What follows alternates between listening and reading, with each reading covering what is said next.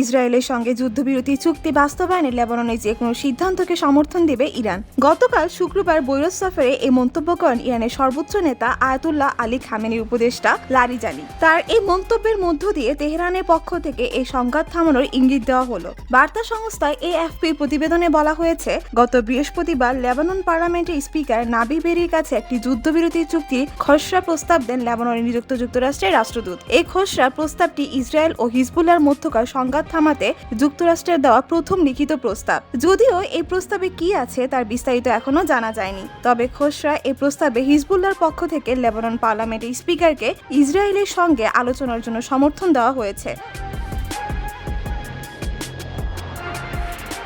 সম্প্রতি লেবাননে তেল আবিবের আগ্রাসনের মাত্রা আরও জোরদার হয়েছে। ইসরায়েলের লাগাতার হামলায় ব্যাপক ক্ষয়ক্ষতির সম্মুখীন হয়েছে হিজবুল্লাহ। এমন পরিস্থিতিতে মিত্রদের বাঁচাতেই হয়তো যুদ্ধ বন্ধের সিদ্ধান্ত করেছেন তেহরান। বৈরুতে লেবাননের স্পিকারের সঙ্গে সাক্ষাতের পর লারিজানি বলেন, স্পিকার আমাকে খসড়া প্রস্তাব সম্পর্কে ভালোভাবে ব্যাখ্যা দিয়েছেন। আমি যুক্তরাষ্ট্রের প্রস্তাবের লাগাম টেনে ধরতে আসিনি, বরং লেবাননের সিদ্ধান্তকেই স্বাগত জানাতে চাই। তিনি বলেন যে কোনো পরিস্থিতিতেই ইরান লেবানন সরকারকে সমর্থন দিয়ে যাবে। যুদ্ধবিরতির এই আলোচনার মধ্যেও লেবাননে ব্যাপক হামলা চালিয়ে যাচ্ছে ইসরায়েলি বাহিনী।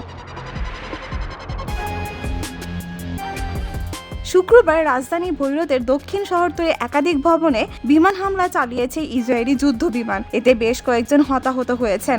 ঘটনাস্থল থেকে ধারণা করা ভিডিওতে দেখা গেছে প্রচণ্ড বিস্ফোরণের শব্দ শোনা যাচ্ছে এবং ভবনগুলো ধসে পড়েছে। তাহিয়ে ও তাইয়ুনে এলাকা সহ অন্যান্য এলাকায় বড় ধরনের হামলা চালানো হয়েছে।